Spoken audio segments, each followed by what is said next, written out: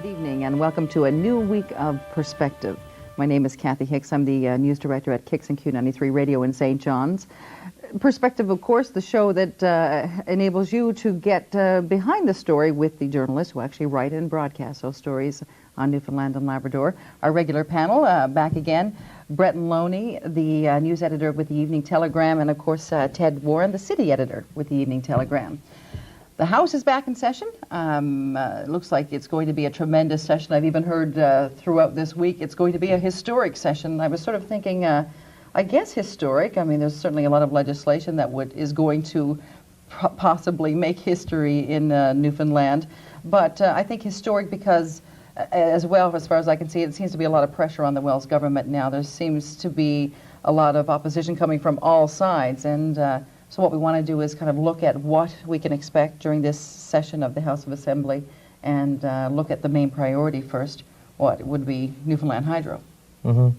Well, certainly the deal to sell shares in Hydro and privatize it is one that's already attracted a certain amount of opposition, and it seems that a lot of the people who are opposed to that deal are opposed as a matter of principle, and whether it's selling the interest to Fortis or selling shares, I think a lot of that opposition is solid and will remain.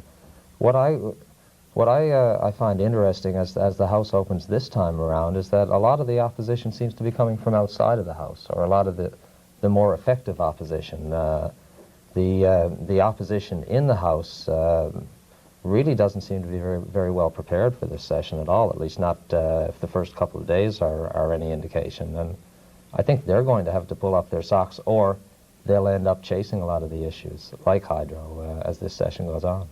Well, when you say Hydro, we look at the opposition. Even today, Len Sims, the Tory leader, had come out with some figures, and they weren't really entirely sure on the figures for losses to government revenues on tax concessions that seemed to be, or at least Sims thought was included in this new bill that had been tabled yesterday. And but then the Premier was so quick to correct that, and I think this is almost going to get difficult for Newfoundlanders, to try to make some decisions on Hydro, because Sims is saying, well, look, no, there's $20 million worth of tax concessions here, and Premier Wells is saying, absolutely not, that is incorrect. And I'm wondering if, with all of what the Tories are saying against Newfoundland Hydro, I mean, it can't all be incorrect. The Premier says it's misrepresented. Is it misrepresented? Is there cause for concern here? Well, I mean, it's obviously a really complicated issue, and I think, it's going to be difficult for people to wade through. It's difficult for the politicians to wade through. I'm sure they don't understand it on both sides of the House to a large extent. I mean, it's very, very complicated legislation and a complicated issue. But I think, the opposition can ride on the fact that people, like Ted said, don't really seem to be very keen on this in any way, shape, or form. And I think the government is going to have a real job convincing them. There's a lot of people with a lot of different vested interests who are upset or worried about this. There's the unions who saw what happened in the privatization of Nova Scotia Power Corporation in Nova Scotia and saw the job layoffs, and they're concerned. There's people in communities who only have X amount of government employees, and they see prospective layoffs, and they're concerned. You have people who are concerned about what the future holds for subsidies for rural people that are rural electrical subsidies, and they're concerned.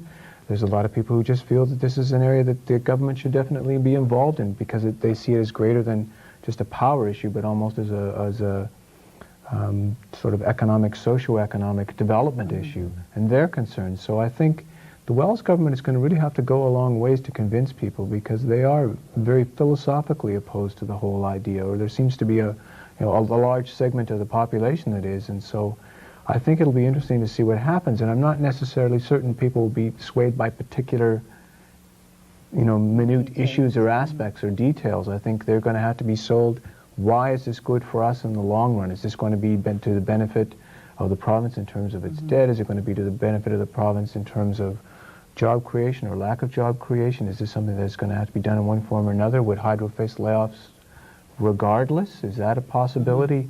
I mean, all these things are going to have to be explained. Regardless? Will rates go up? What are the implications of rates, which is a real issue? I mean, people have a valid concern about rates. I mean, this goes from being public sector to the private sector. Obviously, private sector is more driven by the need for a better return. That's what the private sector is all about. So, I mean, there's a number of issues, and I think the Welsh government is really going to have to still do a selling job. But here's what I can't figure out, though. I mean, it was almost a year ago when this first got started, really got started. I mean, it's been on the drawing board for quite a while. But, when we talk about the complexities of this deal and how very, the intricacies, how they would affect Newfoundland. What I can't figure out now, with so much opposition still, I mean, the newspapers are jammed, the radio stations are jammed with opposition from all over. Some are just beginning to understand because of groups like Power of the People, which of course is led by Bill Veteran, by the opposition holding meetings. Why isn't the Welsh government doing its bit to inform, to talk to? I mean, a scrum outside the House is not going to do it, to clarify something the opposition said. I mean, I really think that at this point the Welsh government should be doing a little bit more to at least inform and say, okay, well, what really are the benefits? You see, the hydro issue, I think, is perhaps not getting its fair due, because it's caught up as one element in a largely unpopular platform. There's a larger platform of issues here. The changes to the educational system are certainly very unpopular in some quarters. The government is holding the line on cigarette taxes against the pressure from other provinces in Canada, which is not a very popular move. They're preparing to go into a really tough bargaining session with 20,000 odd public employees. Mm-hmm. That's not very popular, at least among the workers who will be affected. At the end of the day, people have been told by the administration that other policies like the income support program, accept it, it'll be good for you.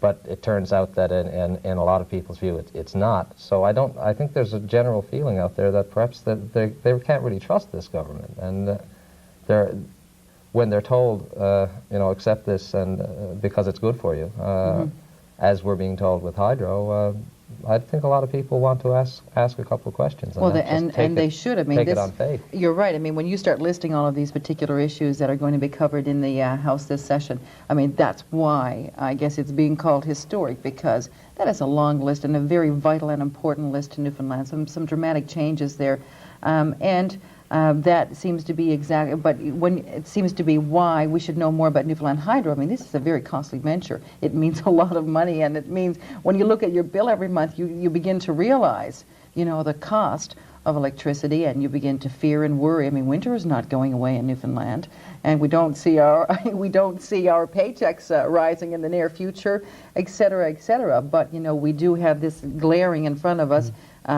Suggestions that the rates are going to go up and that we're going to lose big, and government is still going to have to pay down some of the debt even though we don't own it anymore. So it is an important issue. We need to know more. The other interesting thing about it is, I mean, one thing you can't accuse the Welsh government of being is being philosophically inconsistent. I mean, all this is sort of, a center to right of center approach in traditional terms of Canadian government. I mean, you've got, ideas of privatization, you've got ideas of deregulation, you've got moves on reducing workers' compensation. You've got moves on revisiting the Labor Act. I mean, all these moves, I mean, they're all philosophically consistent. So, I mean, people voted in for another time a government that espouses, a center to right of center philosophy. And, I mean, they're certainly being consistent in that. And people, I guess, should expect those kind of moves, because that's the kind of, that's the government they voted for. So, I mean, they are being very consistent in their pattern. Anyway, there's no doubt about that. One of the great ironies, I guess, is that we have a liberal government that's advocating restraint and deficit control, and a conservative opposition that's advocating increased borrowing and increased spending to stimulate the economy. So the philosophical positions don't match the party labels by any means in this province. Okay, we're going to end off with the hydro issue now, and I guess, I just want to end off by saying on that I think Newfoundland should really start asking questions on it, and we have to answer the question of whether there should be even a referendum on it, and people should watch out for the fear or the concern that legislation on this privatization will be rammed through the House of Assembly. And so if you're going to ask some questions, you better ask quickly. Also in the House, education. I mean, the changes, government is intent on going through with the reformation of the denominational system. But I don't know about you guys, jump in if you want, but I'd like to just talk for a minute about teacher hysteria, which is now becoming public servant hysteria. A lot of people, just getting out in fear of losing the severance pay. What really is happening here in Newfoundland? Well, is it the impression seems to be abroad in the union movement that this is a government warning that they're going to get tough and they are going to make these types of cuts. They are going to go after severance packages and a few other things.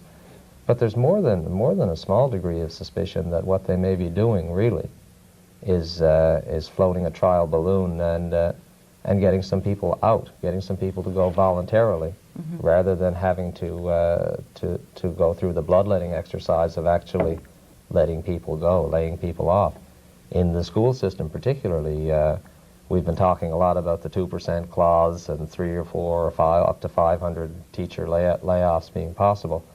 Well, I find it's certainly ironic that something should come to light publicly this spring that would all of a sudden cause 200 or 300 teachers to look at retiring early. And hundreds more in other sectors. It's certainly a very convenient coincidence for a government that wants to cut expenditures. It's interesting now. I had a call actually just before I came here from a teacher, or obviously from a teacher. She didn't say who she was, but sort of wondering why the media was focusing in on the fact that teachers get a severance package when in fact, if I'm not mistaken, all people in the provincial public sector get even MHAs, yes. Including MHAs, exactly. Also, if they've served 2 terms or 6 years or something, they're eligible for a severance package as well. And why we were focusing in on this, and I think it's important for Newfoundlanders to realize that severance package is there. I'm not sort of saying yes, it's good or it's bad, but there are a lot of us in the private sector who don't have the same kind of That's right. severance provisions. Not that we all shouldn't have, I guess, but so I think it's important for a lot of reasons. It gets out the fact that it does exist, and so people have to make a determination if they feel that this is something that they as taxpayers should be paying for or not, and they have a right to make that determination. Maybe they make the determination that it is good, but it's good for them to know that exists out there. It's good for them to know that the MHAs get one as well, and so I think it's going to be an interesting issue, and it'll be an interesting issue because it impacts us on us in a lot of ways. I'm a parent. I have a child in school. I mean, your child's favorite teacher? Well, it won't be because my child's main teacher is a young teacher, but I mean, is 1 or 2 or 3 of her specialty teachers going to be on the way out the door come April? What are the implications of that? And that's what I was thinking of too. While convenient for government in trying to cut the force down a little bit, there's because we always get caught up in numbers in media. We say 300 here, 100 there, at the cost of, but there's a lot of pain that goes with this. You have a lot of the older teachers been teaching for a long time. And they're not ready really to even quit work, but they don't feel that they want to quit at this point and lose this severance package when they really feel it's rightfully due them, and of course it's part of their it's part of their agreement in their position. But there is a lot of pain. There will be a lot of different pains across the province. And while it's out with the old and with the new kind of thing, because, Education Minister Chris Stecker saying, well, there's a lot of young people just graduating, and the experience, there's concerns of experience there. And is it so right, and is it so good for Newfoundland to have the young teachers coming in and the older ones going out? And I think there's a lot of concern there. I said it was convenient, Kathy. I never said it was good. Yeah. I mean, there's no question if it is a deliberate tactic to force people out, then it shows a pretty clear disregard for the feelings of the people who work in the public service. But it's hard not to suspect that that's indeed the case. There's at least an element of that there. Well, sure. I mean, if 200 or 300 teachers leave, I mean, do we need to deal with the 2% clause that everyone's been so worried about in the NLTA? I mean, perhaps we don't. I mean, perhaps that's an issue dealt with at another day if you have 200 people all of a sudden decide to leave. So I mean, it's an interesting issue, and it doesn't just affect the NLTA. I mean, there's other unions raising the same question. Dave Curtis was saying in our paper today that, I mean, people are phoning his office, NAPE people saying, look, is this going to be an issue for us? What are you hearing? What are you hearing at the bargaining table? I'd like to know. I have to make some decisions. So, I mean, it can't make it easy for public civil servants. I mean, because no matter what people think of civil servants, positive or negative, I mean, in this country in the last 3 or 4 or 5 years, whether you're a federal civil servant or a provincial civil servant, you've had an uneasy time of it. I mean, the days of it being, supposedly a great sinecure are long gone, and I mean, they're facing cutbacks of their fellow workers, and they're facing lack of increases, and so they're hurting like the rest of Canadians. And let's not forget either that that Clyde Wells has already won one election on the head-on confrontation with unions, and it was an element in his original election win. So it's something that may not play as well in this province over the next year as it has over the past. I want to talk about two things that, coming from our discussions on the unions here. I want to talk possibly about a strike climate for 1994. Is this the year? And also, when we talk about unions, Fraser March and his personal woes. But let's talk a little bit about possible strikes coming, because this is a time of conciliation, a time when, talks are just trying to get underway with the unions. For various... they're at various levels, various stages. I mean, what's going to happen this year? Are people finally tired of it? Is the public service finally tired of it? Is this the year to walk? In my mind, in terms of timing, they missed their opportunity. Their opportunity was probably last year. I mean, you've got a government that's just brand new into its mandate. It doesn't have to go back to the people for more than, for at least 3 years, if not 4 years.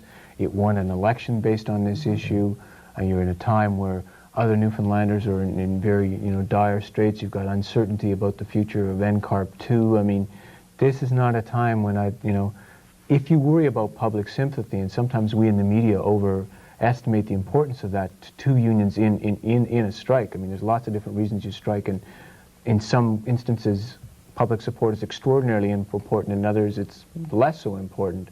It's more in terms of what you can disrupt. But I would be sort of surprised in a way, I think, to see a strike now, because I just can't see the timing being good. I think they missed it last year. But I think that we've all given up on predicting what should happen, Sure. What's been recognized as sort of historically happening, and I think anything is possible. When you look at the meetings the teachers are having across the province, they are definitely moving in that direction, or at least that's what they want to do. Well, that's what it sounded like last year, though, didn't it? I mean, it sounded like the teachers were going to lead the crusade, and then at the last second, when push came to shove, they went there. Well, last time around, though, we had, I think, a certain amount of pressure from the ranks for that kind of radical action. But by and large, the leadership in the public sector union seems to have adopted the approach that we're going to settle for what compromise we can get. This time around, I don't know if the leaders are going to play that kind of a moderating role. I get the sense that there's a lot more anger out there among the average public servant.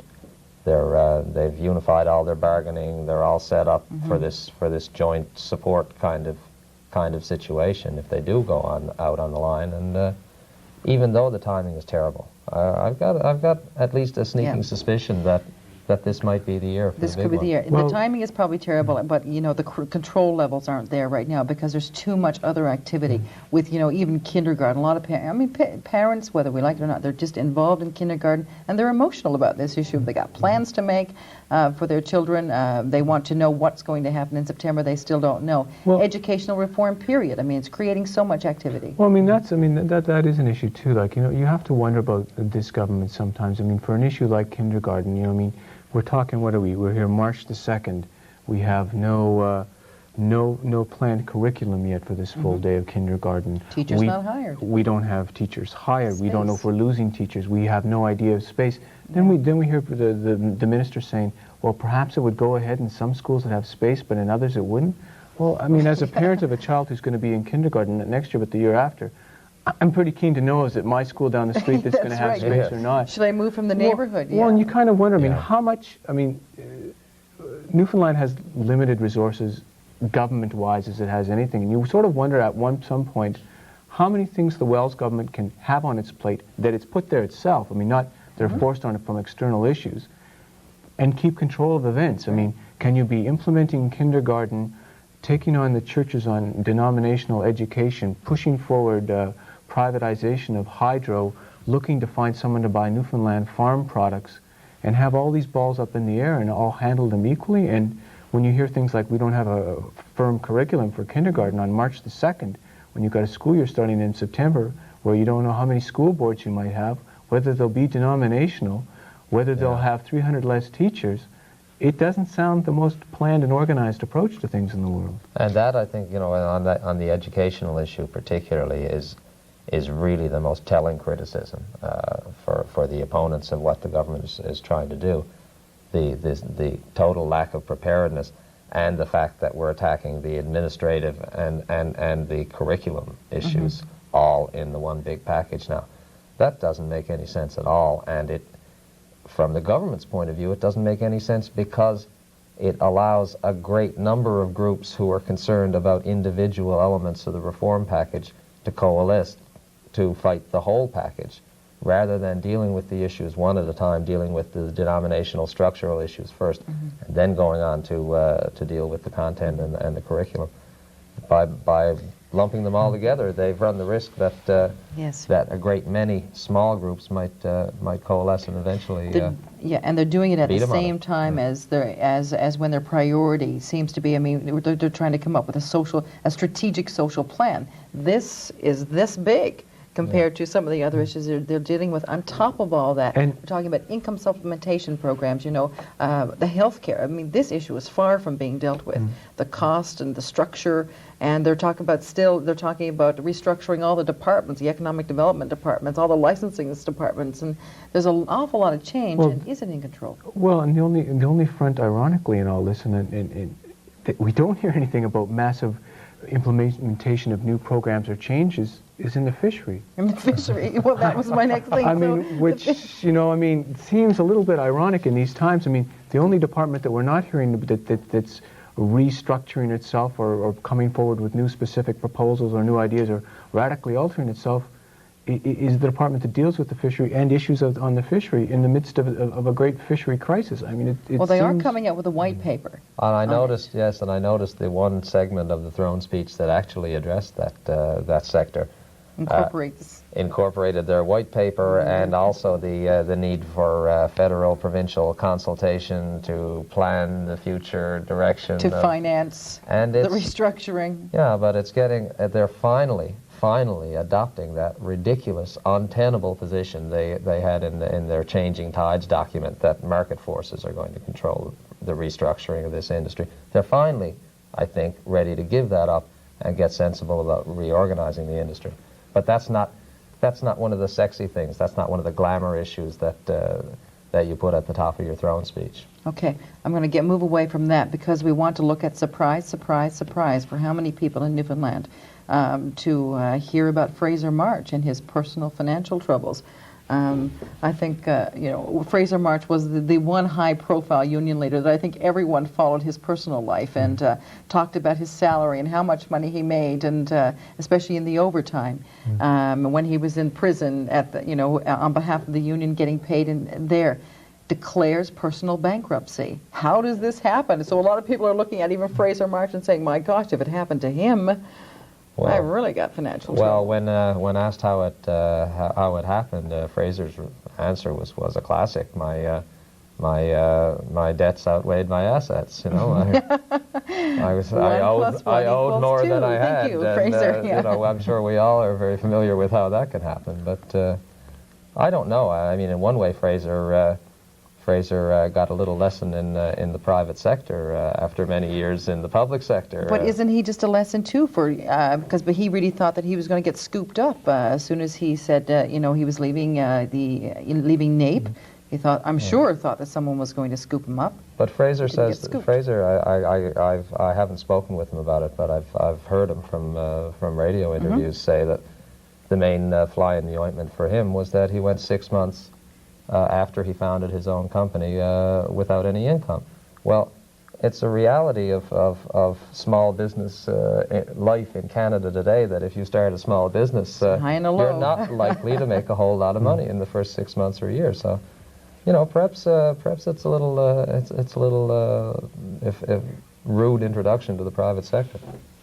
Okay. Yeah, just on the flip side too, I think we have to keep in mind that people that are in the that are in the public eye that are so busy, it's hard for them to you can't be working 80 hours a week Yes. at whatever your public job is and then be minding your own finances. Yeah. I mean, and this is something that's faced time again by politicians and And that's exactly what he leaders and said. everyone He else, said sure. he spent his time, Yeah. dealing with other people, helping Sure. other people rather than his own.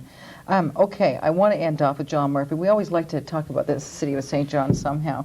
John Murphy, Mayor John Murphy, that is, this week had decided that it would be a good day to cancel parking tickets outside City Hall for people coming in to pay their taxes before the penalty date. Should he have canceled those tickets and given away his spot? I mean, Andy Wellsnam was saying, excuse me, but I'd like March 17th, St. Patty's Day, to be a parking ticket-free day in St. John's. Last word on that. Well, I mean, if a bunch of people were coming to my house to give me checks and they wanted to park in my driveway while they ran in with the money, come on down. City Hall has to be accommodating to some extent. Oh, I think so. Brett, And you can edge in? I just think it's it's a typical example of the way Mayor Murphy thinks. Whatever's on the top of his head comes out, and then tomorrow whatever's on the top of the head again comes out again, and then. Yeah. Brett, no answer. Should he have canceled those tickets? If it was mine, he should have. Yes. Okay. All right. So we've run out of time again. My gosh, it goes so quickly. Thanks so much for tuning in this evening to Perspective. If you have a comment to make or a question, or if you just want to talk to us or write a letter, you can write to Perspective, care of Cable 9. That's P.O. Box 8596, St. John's, Newfoundland. A1B 3P2, and with the advanced technology, you can fax us too. 722-8384. But I suppose it's not so advanced anymore. If they're really advanced, they could send it by satellite. Thanks for tuning in. See you next week.